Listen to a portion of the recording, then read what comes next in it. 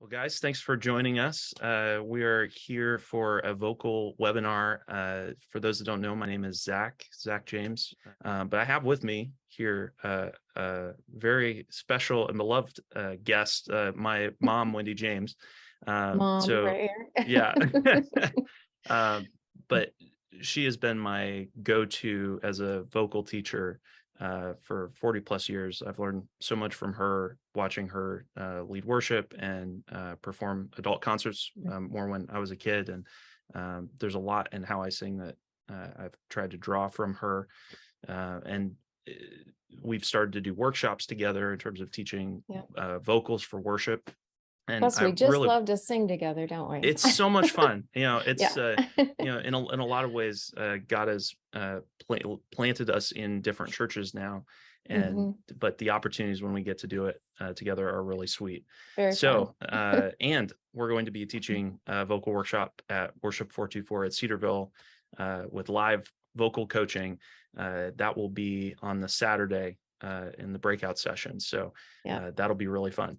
So as kind of a preview, just to and to kind of preview what we're going to be talking about, it's going to be taking common questions about how to overcome vocal difficulties when singing in worship. And with vocals, it seems like, in my experience, compared to other instruments, other roles, it's so personalized. There are principles that will help, though, in terms of overcoming difficulties. And Wendy has, uh, for over 4 decades, been working with vocalists and help them make real progress in that. And we've gotten to see that in some of the workshops we've done. It's been really fun.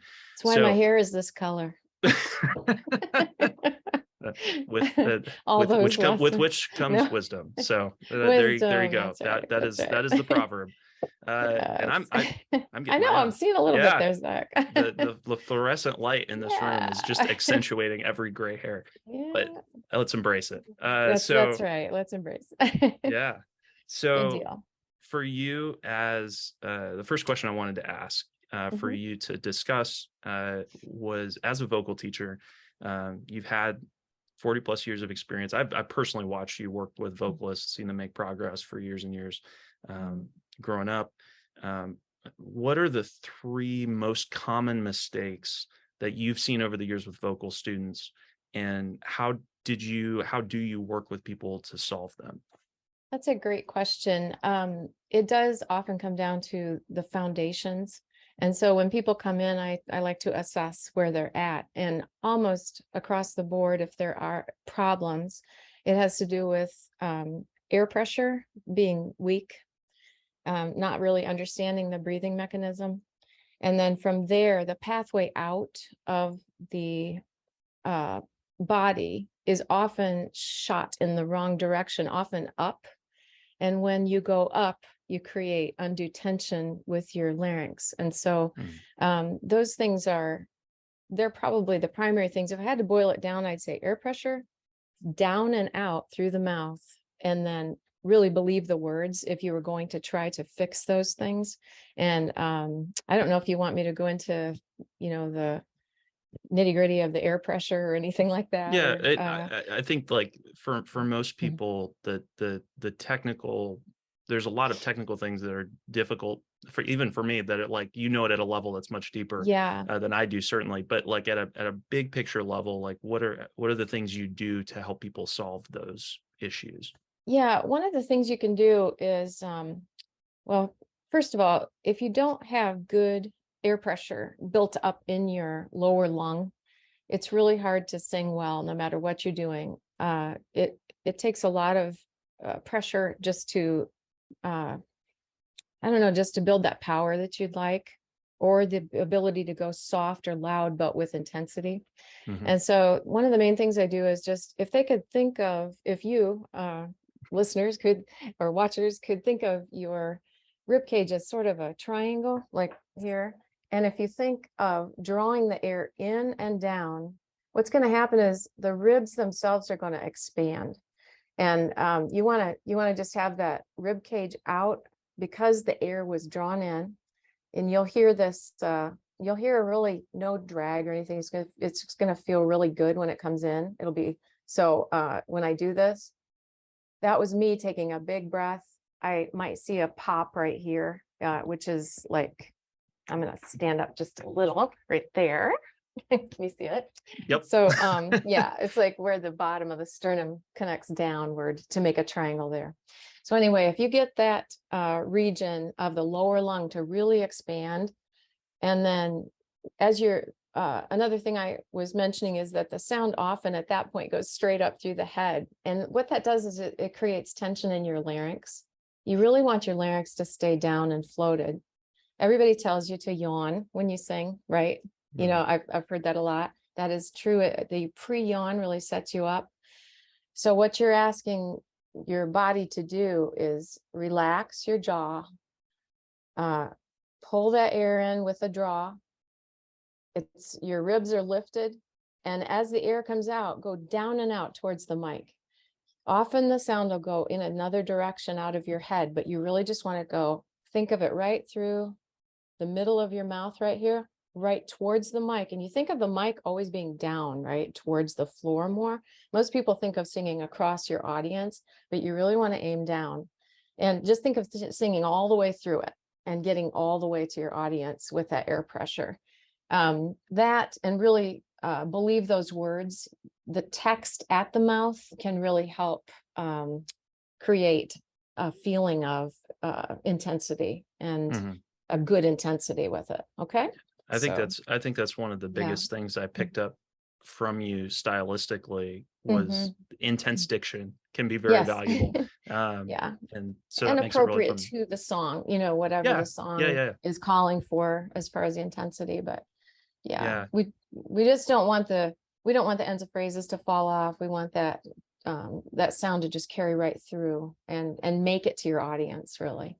Okay. Yeah. And with Mm. keeping the larynx down, what are the Mm. or is there a technique that you use to kind of keep it to tell when it's too high and then to lower it? Yeah. Um, There's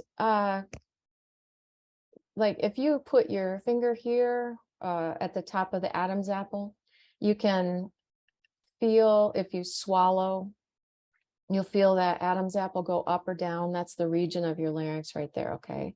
And the voice box, the voice box and the larynx you could use interchangeably. Okay. mhm. So you're wanting this to just as you would, as we said, pre-yawn.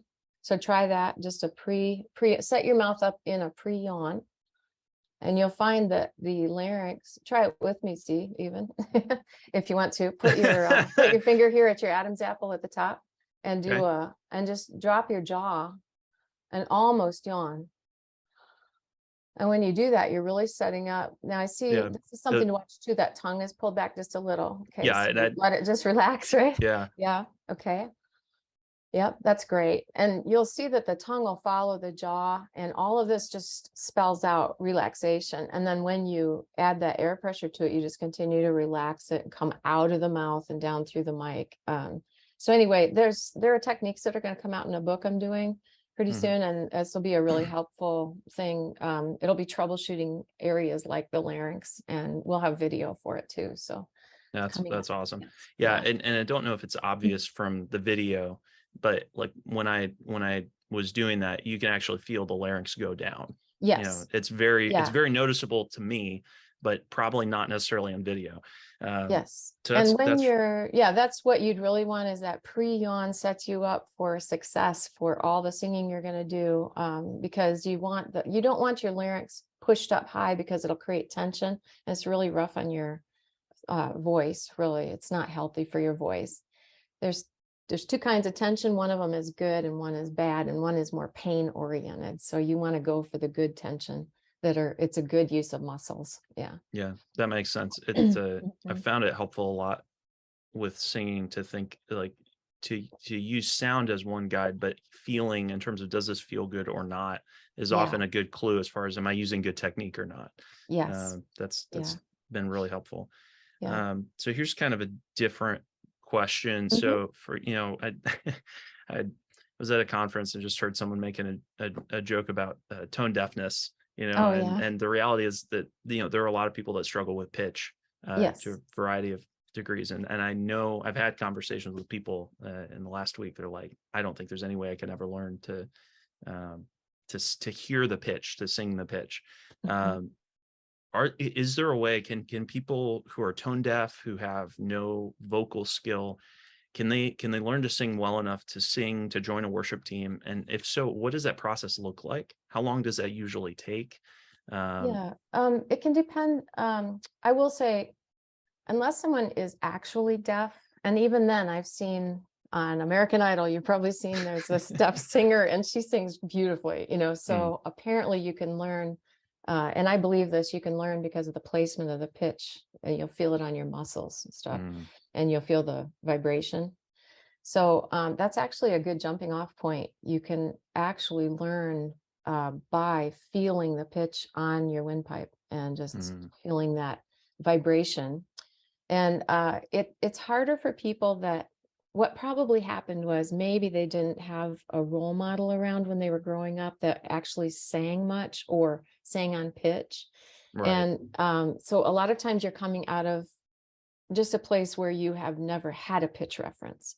Mm, And one of the I think this would be an amazing idea. We're talking about it today in the studio, but it would be what I did to learn say harmony was sit beside somebody in mhm, church. And we'll get into that maybe a little bit later, but for this instance, to learn pitch, it would be very helpful for people to sit beside a good pitch singer and try to match pitch with them. mhm, Maybe they could even have some direction. Another way is to sing along with the like YouTube or something where the worship songs are playing, and yeah. you just what you're going to hear if it's fighting, if it fights the pitch or it's way off. It's pretty much at first you might need help. I did have a person come in to me who had two pitches, who ended up a couple years later being a music minor. I'm Hmm. telling you, it's possible to learn pitch. um it's takes he worked just really really hard and really Yeah, hard, just really yeah. wanted it, It's and not saying that so it's easy, but that it is well, it might achievable. be for some people if they just get a pitch reference. Like a lot of times Right. it's because they were never trained to raise the level of their like Mhm, up on their voice never went high before. mhm, It was always low, yeah, and so if you learn to use almost a good example of it is a siren. If mhm, you feel the police siren or the fireman siren, the fire truck siren, um, you'll feel it go down, up, whatever it does. What did can it you do? actually demonstrate that so Yeah. people, yeah, So and yeah, if you're yeah, going, so you're hearing a police car or something going by, and oh, and what yeah, I'm doing is I can feel on my windpipe the slide of that. And then what I would do if I was listening to a song, um, I would just uh, what you can do is slide to the first pitch, find it, sing a song. Zach, do you have oh like man, a something public domain, right? Is like, Silent Night? I think Silent Night is public domain. Silent Night is public domain. Yeah, let me Silent. So right there, I'm gonna go a little higher. see. Yeah. So Silent Night, Yeah. So uh, say you had a pitch on Silent Night. so I think in A, Uh, it'd be, sure. Silent Night. So say you were down here and you were just floundering in the lower range, Mhm, down in here. And you can ride that siren and land on that pitch. So play the pitch for me again. so this, you want it lower than No, the just play first the one? regular pitch you just did. Just right now. Sigh. So I just demonstrated two different pitches on so the I'm using octave. this guy for Oh, all. good idea. I didn't think to turn my keyboard on. I mean, I probably Yeah, should have, it's but all good. oh well, yeah.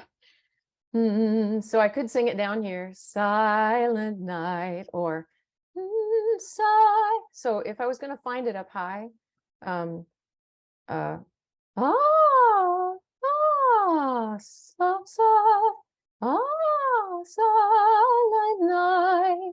So anyway, you can use that slide. That wasn't a great example of it, but you can use the slide to land on the pitch too. If you're used to singing very low and you Mhm. just would slide your voice until you find the pitch, that's another way to do it. Okay. So anyway, Yeah, I think two things I've found helpful with when coaching people. There's a worship leader worked with recently where he was consistently under pitch, just yeah. all the time. And Hmm. in terms of pitch, a lot of times we think we're on pitch, of course, and we don't realize it until Sure. either someone who can hear it tells us, or we're in the studio and everything is underneath where the note actually is. Yes. And so half the battle for him was realizing, oh, this is what I'm doing. Just Yeah. not being able to hear every time I'm coming under the pitch. And so just changing the frame of reference. And the other thing Yes. that I'll do all the time when I'm trying to most of the time what happens for me is I'll sing things that are maybe the chorus of a song is higher a lot of Hmm. times, and so I'll sing that pretty well on pitch. It's in the Hmm. fuzzy low range for me that I have to work on my pitch really hard. So I will Yes. sing the same 2 or 3 note block or phrase over and over, Hmm. just trying to practice landing on the pitch directly the first time. Sometimes it's not just sing a song, sing a song again, sing a song again. Sometimes it's take a phrase, sing that phrase, sing that phrase, sing that phrase, sing that phrase until each time you bring it a little bit closer. Yeah, So the big thing to do on any practice too is make sure that what you're practicing is what you're actually wanting to end up with. yes, Yes, yep, yep. because you can practice You've got to it. be able to Yeah, recognize when yeah, you're not doing it right. yes. And I And even pitch apps can help a little bit too. And also yes, having somebody with good pitch listen to you at first until you understand whether you're high or low. yep, Singers with a lot of air pressure tend to be sharp, which would mean a little above the note. The center of the pitch would be a little above. And people without enough air pressure would tend to be a little under, which would be flat. So it yeah, really does help. Maybe your worship leader gets to listen to you some, or you've got somebody in your congregation that can help too, help you yeah. match the pitches. And I would say Yeah. flat in my experience, and would you say in your experience flat is more common? I don't know. I've heard both a lot, Okay, really. Yeah, okay. I have And to correct both ends of it. a lot of times in the I would say in the last 4 or 5 years, Hmm. it seems like flat has been more common, especially with guys, because a lot Hmm. of times you're trying to reach up to a note. So Yes. if maybe that's not a rule of thumb per se, but something to keep in mind. If it feels like you're reaching up to a note, there's a good shot that you're coming under it. Um, And that so can yeah, relate too to what we were saying about the larynx being pushed up. yeah, it's Again, all connected. it is all connected, and sometimes you have to troubleshoot one thing in order to fix the other. Yeah, And again, at that point, it's nice to have somebody evaluate you sometimes, yeah. see Sometimes it's what's a really going vowel on. that you're singing wrong and it's Yeah, causing your pitch to be off. And yeah, that can be a little trickier if you're not used to working mm, on vowels to diagnose. But yes. um, so on a different topic here, Mm-hmm. um, when you sing, I've seen, for years and years and years now, you back all the way back to Sandy Patty and How Great Thou Art, Yeah. you being able to just belt and really, I mean, Hmm. to this day, the certainly the best version of that I'm Oh, partial to you, but I think you're I used to love biased hearing that, there. but your ability to belt, to reach that turn it to 11 knob, and with the Spinal Tap reference, to to crank it to 11, and to take it to the next level in terms of vocal power, uh Hmm. definitely a strength for you. um how do you get that power? Like, where does it feel like it comes from? Is it something, how does the average vocalist who's trying to learn to sing develop that kind of power, as opposed to Sure. everything feeling flat? Or feeling like Yeah. it's just When I shallow say a when I little. say flat, I don't mean pitch. I mean, like, everything is very Yeah. similar. Everything, there's no Yeah. dynamics in the vocal. Okay. There's two things going on there. So I'll address, I'm kind of hearing that dynamics is one of the things. Yes. Yeah, yeah. Dynamic changes. Being able to belt Plus, is a dynamic tool that you would use to raise the dynamic. And there's another, like, singing quieter is the opposite of that, obviously, being able to go Well, really quiet. the belt is actually, we could discuss it like, it's actually, it's an intensity issue in a way. And if Hmm. you could go quiet or you'd be at a forte louder with it if you want it to be. So Yeah. it's more, the belt has it has a depth and a really strong low uh, strength to it. It has a middle tone that's extremely exaggerated also. And as you Mm. go higher in, this is just one single pitch, as you go higher in that equalization of that one pitch, the Hmm. top of it is just not quite, it's bright, but it's not going to be the main focus of where the equalization of this is. Hmm. And so if you think of it as EQing yourself just with more lows and mids, Yeah.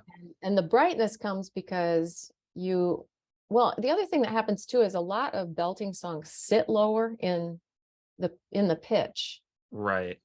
And Yeah. so it's going to naturally fall in that range in your body where you're going to get more lows and highs. But what people usually do is instead of singing through the chest to the mouth, like I always think of it as here, you feel the vibration like in here, and you're feeling the vibration um in the, like you're really catching a lot of middle tone, and you're feeling it on the windpipe. It's like it never leaves the windpipe as Hmm. far as a vibration goes. What happens when people get weak all of a sudden is usually the pitch is leaving the windpipe. So you need to be on the windpipe all the way up and down, Hmm. wherever you are on the scale. And you have to continue to apply great air pressure. The other thing that people do, and this is where I'd like to just speak a minute to false belting, which can be Hmm. dangerous. Right. You definitely want your larynx relaxed. Hmm. And a way to get that belt is to push your larynx up and to make Right. you create sort of a strident tone with that. It sounds sort of like a belt, but it's not a great belt. And Right. so, and it's not even safe, really. No. You shouldn't be singing into the chords either. It's really like you just want to not sing into that directly into that area. So you're just trying to, again, always take that wonderful low breath, always aim right down and out, and you'll hear an octave lower almost. You'll hear a darker tone coming out of your head than you might be used to. And then you're just singing right through this region right here with lots of strength. It's not like Mm. backing off, it's going through. It's always Okay. going through to your audience, through to the mic. Right. That's, and that you'd be surprised that people, you have one opening, real opening in your head, right? Where words are supposed to come out of. You Yeah. would be surprised where we try to send the vocal. It goes all Yeah. over the place sometimes. People say sing up here or sing down, but what we really want to do is sing through and make it to the mic, make it through the Okay. mic to the audience. Yeah. Yeah. Okay. So the combination of that false belting in Yeah. combination with over singing would be an example then would that be an example of a way that you damage your voice? Would Yeah. that be Yeah. okay? It's one of the primary um, issues, and it's probably one of the primary ways. It is that tight throat. Anything that creates that pain, you Hmm. just have to really watch out for those things. And Yeah. you'll know it's like an athlete running with, uh, a pulled muscle, Hmm. and you just need to stop and not Yeah. let it heal, that Yeah. type of thing. Yeah. There's being able to recognize there's if you had a injury Hmm. that for me it was with my elbow. There can be a time Yeah. when you can tell, okay, this is bad pain and I need to stop what I'm doing. But like Yes. when I'm lifting a weight, there's a Hmm. different kind of pain, Yes. and there's actually another kind of pain when the body is healing that is Yes. actually good pain, but it just feels different. And being able to identify the different type of pain that you're feeling when you're singing is very important to know, if you're Yeah. actually damaging. Yeah. There Um, should be not, it should feel really good when you're singing well. And you Yeah. should be able to have a pretty wide range with practice and maybe with some training even, um, it, and when you were talking about, having a lot of the guys maybe going flat, I would really look into two things. One is, don't worry so much about the larynx being raised as much as did they get the sound down and out. Hmm. The sound will tilt. It's like instead of this, it's going to tilt forward. And Yes. when it does, you'll notice this is sort of the look of the larynx going down too. It really actually looks a little bit like this Mm. in pictures if you're looking at the bone structure and everything. But as you are singing here down and out, this is also going down and out, and that has to do with that longer jaw too. Okay. Yeah. That Yeah. just relaxed jaw. Yeah. I've tended to find when I'm singing with bad technique, it's because I'm singing up. And when I'm Yep. singing Yep. down, I'm Sing singing with down. better technique. So when you think Yeah. about your mic placement, keeping that in mind. I mean, obviously you don't want to be like way down here either. There's a balance, but just Yeah. something to keep in mind. Yeah. Along And that it's not line, about the head. It's not about the head necessarily. It's more about the direction of the air. I don't yes. mean sing Yeah. like this because you tighten Yes. this area up, but yeah, Yeah. your mic is already sitting there. And it's sort of like too, some speakers will be speaking way back in their head and Hmm. some will be forward and you'll have this real resonant tone. If you're hearing the resonance and if you're way out of your head through the mic, that's really what you're after. Yeah. Yeah, For me, that's when I'm good. singing well, it feels like I'm singing out here. When I'm Yes, singing poorly, it feels like I'm singing back back here. here. Yeah. Yes, Yeah. agreed. Yep, totally. Um, so along the lines, we talked a little bit about vocal damage. So Mhm. how can you tell if you are doing damage to your voice? I mean, I mentioned that as a general rule, pain most of the time is not good when you're singing. That's like I think Yes. a general rule. I use the example of elbow pain to kind of differentiate, but generally speaking, that's not good. What are Yes. some other indicators for you as a vocal teacher when if someone were to complain of something that you'd be like, oh, red flag, there's something that really different that needs to happen here? Yeah, a lot of times the singer will come in. Let's just take, for instance, they had a cold and they've been coughing for a week. And so what's happening there is the body has reacted to the damage of the cough. The larynx, the vocal cords themselves are swollen. And what's going to happen is the body's going to try to protect the cords. So mucus is produced and Mhm. it's coating them.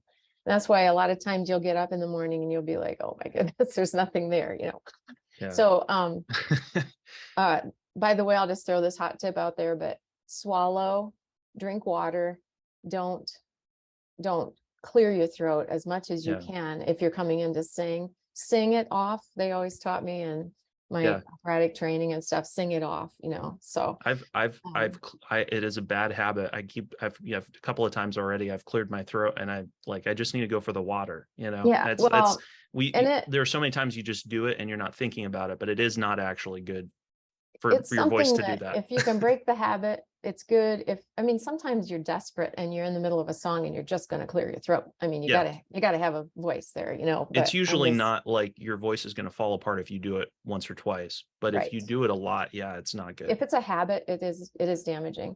So that whole idea follows through for any type of tension that you're creating that's bad tension versus good. And so you'll hear raspiness sometimes. These are ways to recognize it. You'll get an inordinate amount of phlegm and not just a little, it won't be the normal, I've got allergies phlegm. It'll be chronic and kind of difficult to deal with. And Mm. then you might hear, if you ever hear like, you almost sense that there's a pop or a cut or something in your cords. That's time to stop and see a specialist, even if you Mhm. sense, especially if you get like a frozen cord or anything like that. But those are rare. Mhm. The voice can take a great deal of, I mean, think about it. We're designed to talk all day and to sing and do all this stuff. The Mhm. the biggest thing is when you do the two things I was talking about at the beginning, that air pressure, and I keep it reiterating this because it's really what I want you to take away today, is when you use the air pressure and lots of that low lung pressure, and when you're getting the sound out of your head, a lot of these things don't even happen anymore Mm, because they're just, your larynx is where it's supposed to be, and it's not gonna, you won't have these problems. So anyhow, those are things. What you can do is don't whisper. If you're trying to recover, drink a lot of water, get a lot of sleep, eat good nutrition, have good vitamins. And it's just like the basic health stuff that you'd hear.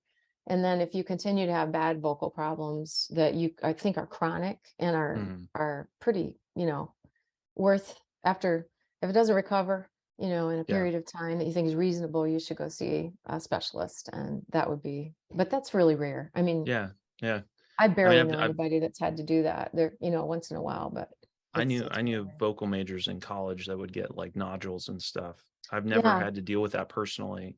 yeah, Um, it's very, very difficult and frustrating. And yeah. some of that comes from improper belting. That's why I really wanted to, just reiterate, if you don't know how to, if you don't understand belting, it's really great to find a teacher locally that would help you with that too, because and especially the young voices are trying to copy the pop singers, and they're trying to do things that are way beyond their years. Mm. And, you know, It's like it's it's kind of just like like, young pitchers trying to throw a curveball and their arms aren't ready to handle it, I think yeah, is you've got maybe to be an analogy. developed. And so I'm not saying you can't occasionally. I just say be careful, and be really careful with the young voice. Yeah. Yeah. All voices. How do you handle when you have a lot of music to do? Like when you've got tons of music, how do you manage your voice through that? Um, Like last year I when I know had for me, 21 there's songs yeah, in 2 like weeks. Yeah, there's just a the little bit, adventure. just a little bit. Um, as much as you can. Now, this is what I do when I'm given worship music. I like to listen to it at night, and because Mm, I do think, like, right before I go to sleep, it's a great time for the brain to just be. It's peaceful for one thing, and it's yeah, fun to learn. But it also gets in my head at night, and I'm still thinking about it. Sometimes when I wake up in the morning, it's actually a really nice um, anxiety reliever, even if you're an anxious person. So that's one way. A lot of listening. And if you, like, say you have to just, you know go through just piles of songs, the first time that I ever look at a song, I will map it. If I have a mm, lot to do, I go in and I just do it right the first time, and I look at what the map is. Where are the ad libs? Where are the harmonies? Where are all these things that I need to know? And I just catch it the very first time. And right, then from then on out, from there on out, you're just practicing what was right. right. You So wait, you're gonna maybe be practicing it just like, oh, well, I'm listening, and but and you might practice the wrong stuff, and that's harder to unlearn.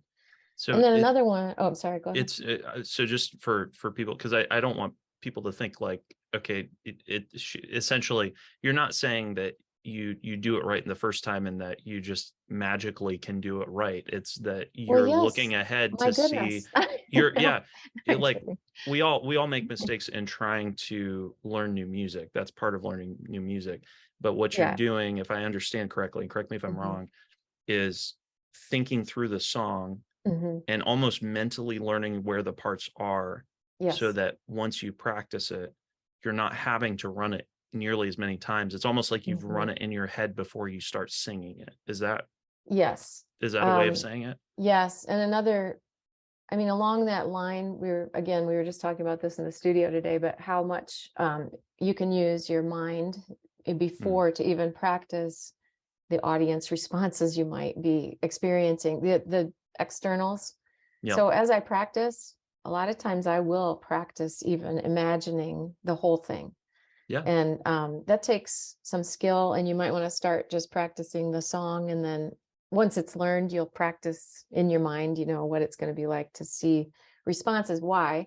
Because when you get in there with nerves and then things start happening around you, it's distracting sometimes. So I'm practicing overcoming distraction even, and because I would know the songs really well, it kind of calms my nerves down a lot too. Yeah, When I really know the song, that yeah, that makes a lot of sense. it's an excellent nerve calmer. Yeah. Yeah. So along those lines, like, what are some other things that you do to try and calm nerves? How do you, a lot of people, singing in public is right up there with speaking in public, like just the thing that they're petrified of. How do you get past that?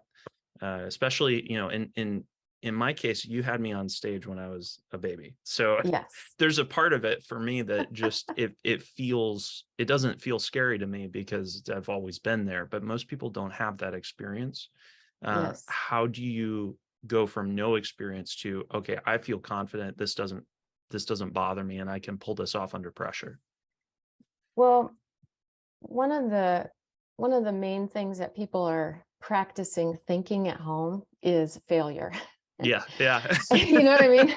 So what I would love for our audience to do is to practice successful Right, thinking, right. and know that every congregation probably has a couple naysayers that are going to naysay about everything. That's just the nature of people. There's some Eeyores in the crowd, that's part of Yeah. Pooh Bear. There's Eeyore, right? I But always tell sound guys, if one person's mad, you probably ran it correctly. yeah, That's that's usually right. And so you just don't want to concentrate on the people. What I do is try to trust that I do over prepare. I probably over prepare. Mhm.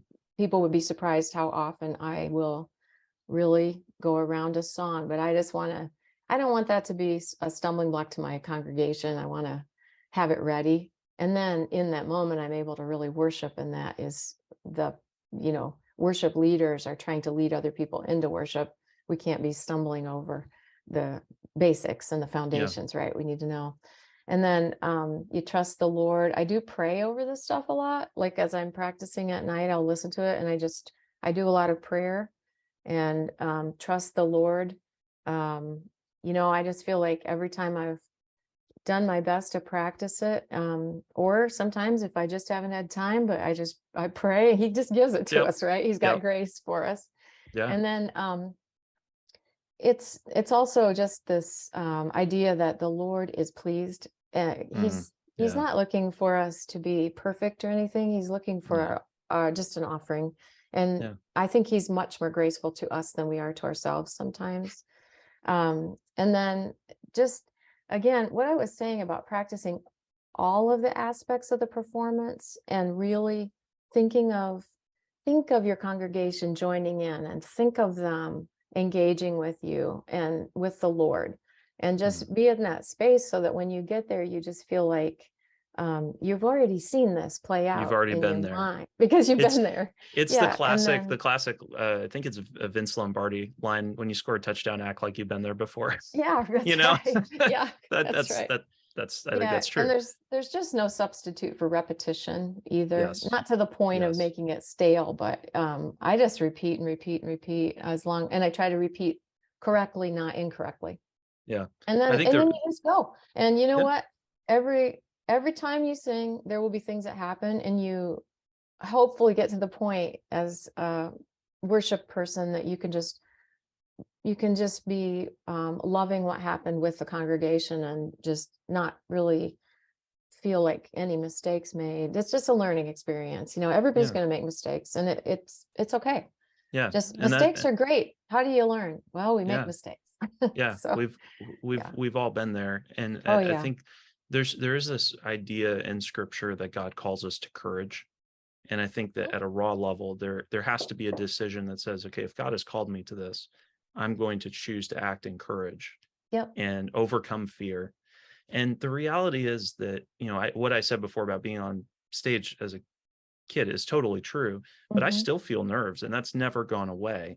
What I've Yeah. actually found is a little bit of nerves gives me an edge, Yeah. just a little, gives It some goes away intensity. once you start, usually. I Yeah. mean, for most people. And You, and you the more want you the, do it, you want the the more, adrenaline to go, yeah. but you want to be able to control it. Yeah.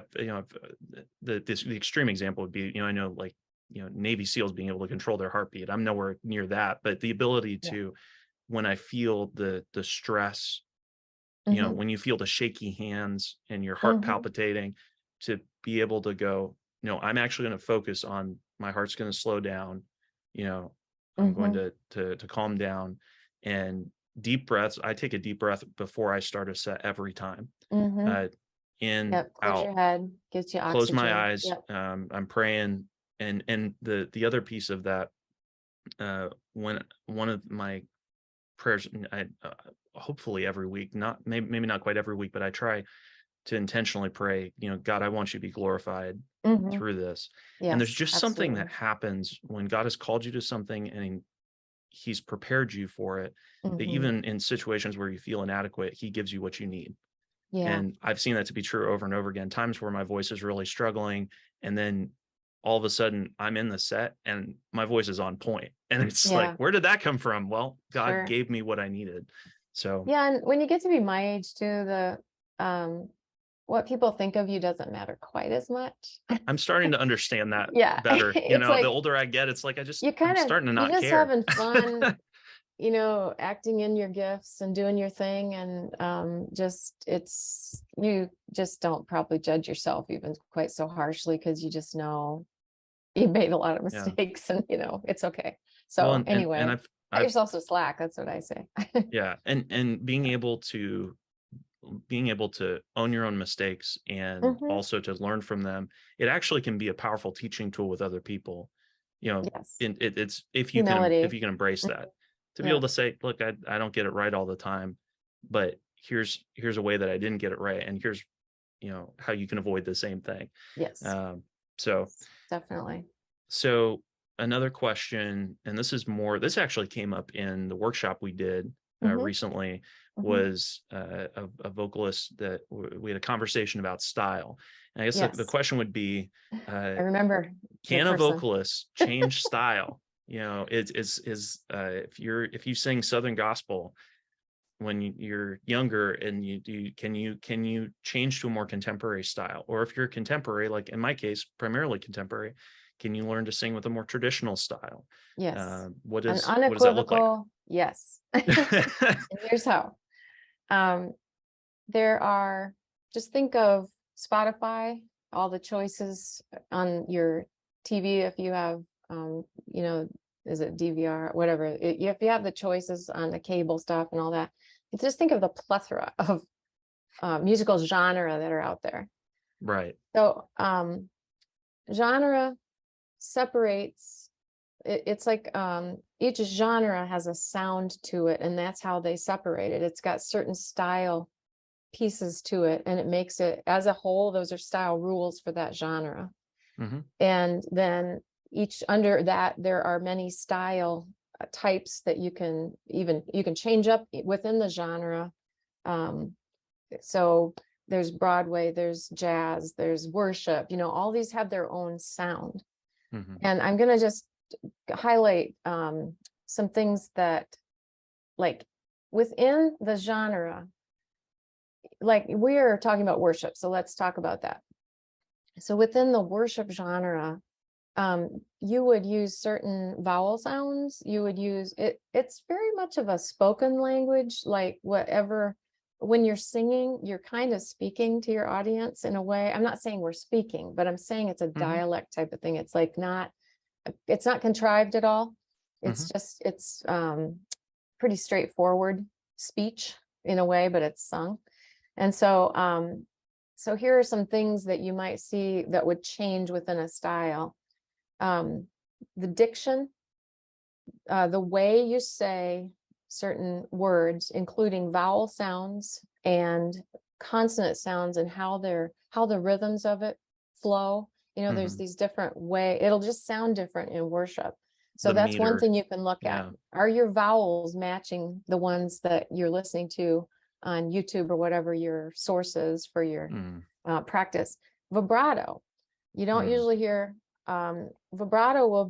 There's always vibrato because it's a production thing. It's the Hmm. intensity thing. You have it there. But in pop music, we learn to flatten it and let it go at the end of phrases more and widen. And so the wavelength, it's always under because there's always power under it because of the air pressure, but you just might hear it in a different way in classical or even Southern gospel or the worship genre we're in. And Hmm. then there's variations in the way we use even pitches. Um, there's fluctuations, there's different ad libs we use. So if you listen, let's say you sang something in Southern gospel and it had more of a nasality and a twang to it. Hmm. Um, and you scooped. Okay, there Yep. were scoop notes. Yep. That is correct, exactly correct when singing Southern gospel. But if Hmm. you take the nasality, that means you're singing kind of more through your nose a little bit more. And that's not across. These are just like total generalizations. Okay. Yeah. This doesn't Yeah. mean every Southern gospel person or song sounds this way, but for this particular thing, In just take these comparison, it's ideas. relative to each Yeah, other, in relative in Southern this gospel to comparison, contemporary. I'll just Yeah. take these generalizations. So the nasality and then the scooping up to the notes. So instead in worship music, we probably don't use a lot of scoops. We might use Mhm. a well-placed scoop, it just Yeah. depends. And then you wouldn't hear the same ad libs over here in Southern gospel, but you might hear some really amazingly well-placed. You might hear ad libs over here, but it'll be different ad libs. They'll Yeah. sound different. Over Yeah. here, they're going to have their own sound. And the best way to do this is just to go and listen side by side to a couple different styles and to try to analyze for yourself, well, what is making that different? And if you do look at vowels, consonants, rhythms, even harmonies can make the song sound a lot different. And Mhm. so you're just what we want in whatever genre we are in is to be in that genre. Mhm. And so if you're bringing this other style in, even though it might be you on a solo night or on a solo concert, you really want to go into wholeheartedly submit yourself to the style that you're in. And Yes. if you're in worship, you want to be in that style and that genre. Mhm. So that's just an encouragement. You don't have to lose yourself to do it. I can sing Yeah. classical. I sing like Handel's Like really, Messiah, really well. Yeah. Rejoice, and then I can go over and sing an old, an old Sandy Patty tune or something, and then I can come in and do the modern worship. And it's just changing up these markers, really, these style pieces.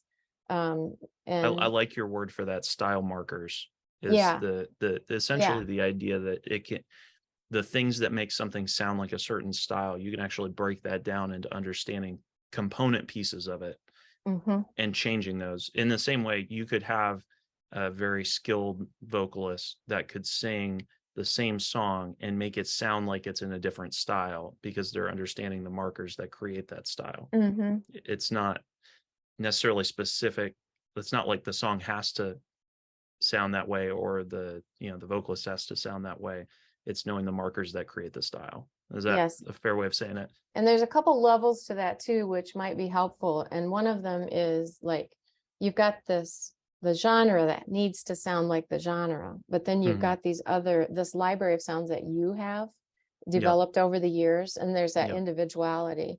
And sometimes when you're the leader, you get to do a little of that. But overall, this is the best advice I have had from my worship leader, and that is, please, everybody, sing it like the sample that is being sent out so that we Mm. can all mesh on Sunday morning and know what, we don't have, because we churn music out very quickly, Sunday to Sunday to Sunday, we need to stick with a model. And whatever Yeah. model has been sent to you, that's what really your worship leader's probably after, so that you all can quickly get on board and stay in a cohesive pattern. Yeah. So, and then beyond that, if you're doing solo concerts, that's different. That's your own gig. And you can be Yeah. much more individualistic in that. But overall, I'd say most worship leaders are looking for, and then unless your church writes their own, and then you guys get to That's create a your whole own nother thing. animal. So that's a whole other ballgame. That's right. Yeah. You're Yeah. probably then at that point you're probably teaching other, Teaching other and people, and yeah, they'll you're teaching follow other people most your likely. style. Yeah. So Yeah. Yeah. And anyway. and yeah, no, that's great. So along those lines, that's a Hmm. great segue. As a vocalist, when you're thinking about joining a team and trying to uh, fit in well in a musical sense, and obviously, Hmm. hopefully, a personal and spiritual sense too, but in a musical sense, when you're trying to fit with a leader, what are the things that you do to mesh your voice with that leader? To Yeah. make it work so that it feels, if you've heard those vocalists, vocal teams where there's just no blend at all, Yes. uh, when they're singing harmonies and stuff, what do you do to create that blend? Yeah. One of the things is just starting out with listening a lot. And that would be both to whatever your team goal is. Like I just said, if the goal is to sing like this is, I call this be the glove. Okay. So who are you being the glove for? Whoever's the leader, whoever Hmm. has the lead vocal of Yep. that song on that day. So it could be two different people that you're trying to glove in a way, Yep. but it'll be two different songs. And so maybe two different leaders, or maybe it's just the same leader. So this just goes song to song. And what I would say is listen a lot until you feel like you're really comfortable with, you know, you listen to two things. You listen to the track or whatever's been sent out as the sample, and then you also listen a lot to the people that sing in your church. And Hmm. I can practice this. I actually get a kick out of this. On Sunday morning, I'll try to, if I'm not on stage and helping on the team that day, I might be on the floor helping worship there. And so I really enjoy making a game of it to be the glove on the floor because Hmm. to the leader, because it's Hmm. practicing what is I, going to be useful in the I future, I you do the know? same thing when I'm Yeah, it's fun. worshiping. When I was at this conference this week, and I'm worshiping with another worship leader, and I'm not responsible for anything. I'm just on the floor. I'm singing harmony instead of melody because I know it, and I'm also practicing trying to match with him. Mhm. And for me, that's a fun way of worshiping the Lord, when I'm not, and it does help you grow too. I It think does. that's It great. helps you team up. You want to, we come in sometimes as musicians, as individual. We have a lot of, with artists and everything, we just want to find our voice and everything. But the voice we're actually finding here is the voice for the Lord and for the Hmm. church, and Yeah. it's for the team. And so your voice is actually the team. And that includes the instrumentalists, who I strongly encourage, if you're listening and you do both singing and instrumental, to be worshiping through the instruments too. Mhm. But what I Yeah. would do then is say, so you're gloving the original artist, but then if your worship leader has individual differences that they do, you're trying to listen really closely. And one of the most fun things for me as I've been doing this for a long, long time, and I know when those moves are going to be changed, and it's just fun Mhm. to go. Like even now, I go with the ad libs, and I'll do harmony with the ad libs because I can Right. almost feel where they're going to go, and Right. so it's really fun. It's just a Yeah. challenge to try to not be an individual. You're worshiping individually because it's all about, it's We're definitely human giving the beings. Lord. We're embodied human beings. Yes.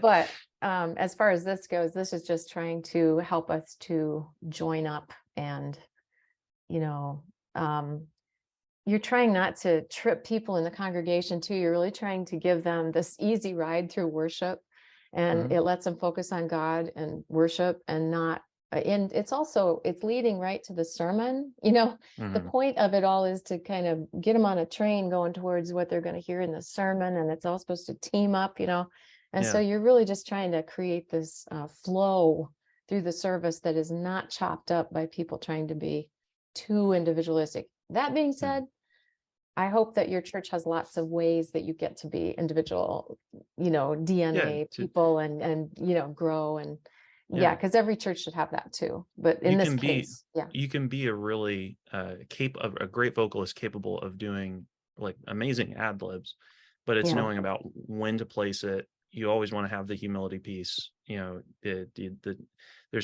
something beautiful that happens when a team dies to self and mhm, everyone is submitting to the authority for the greater good yes, under the leader's leadership, which is always going to be imperfect to some degree, and is going to require everyone to submit themselves to that. But when it's all aligned, and there's unity, it's beautiful. Yeah, And it is. and Things I start to think, happen. but the way that that happens is every individual saying, okay, I'm going to follow Christ, I'm going to die to self, and then I'm going to try and be the best team member that I possibly can for sake of the gospel and to glorify God. Yeah. So what that looks like, when you were talking about following the leader, when we've sung together, I Mhm, know that if you're leading a female vocal song, What a Beautiful Name, or something like that, mhm. it's my job to match you, Yes, your and your your vice versa. rhythms, Yep. the Mhm, timing, and it's always like there's always nuances because each voice is mhm. individual. Yes, But then my expectation as a leader is if I'm leading a song, you match me. And yes, you just by adopting that rubric, then you know who has priority. yes, So if someone's singing slightly different, there's a framework that everyone agrees on of saying, okay, if you're leading the song, we're going to match you, and yes. it works really, really well. Well, plus it Um, gets you out of rehearsal a little earlier, yeah, that's which is exactly always right. nice because Yeah, everybody wants to go home, yeah. eventually. I Oh, mean, oh man, rehearsals are a blast, but my team yeah. at my church makes it so easy on me for rehearsals because everybody, as it consistently, comes in Yeah, knowing their part and yeah. comes in with this heart, and it just makes it really, really fun. That's an So excellent point. Come in knowing your part because yeah, practice happens at home, but rehearsal is already practiced and you come in and put it together. It's really yeah, supposed to be like, baking the cake by that time, not yeah, finding the ingredients at the store. yeah. So, And yeah. the goal of rehearsal being that I'm going to gel with the people that are there, Hmm. given a songs that we already know individually, but now I have to tailor what I've learned individually to my context. So, Yes. With I might have grace. learned a vocal part a certain way, but the worship leader, for whatever reason, is singing a rhythm slightly different. Well, it's on Hmm. me as a harmony vocal to adapt to that. Yes. So, That's well, good. cool. So I think we are out of time. Oh, that So went this has fast. been a great discussion. It's a lot of, thank you so much Yeah. for doing Thanks this. for having me, Zach. I appreciate it. And thanks for checking out the replay and for watching. And we will see you whenever we do something next. All right. So Have fun worshiping, folks. yes, see you Thanks. guys. Bye-bye.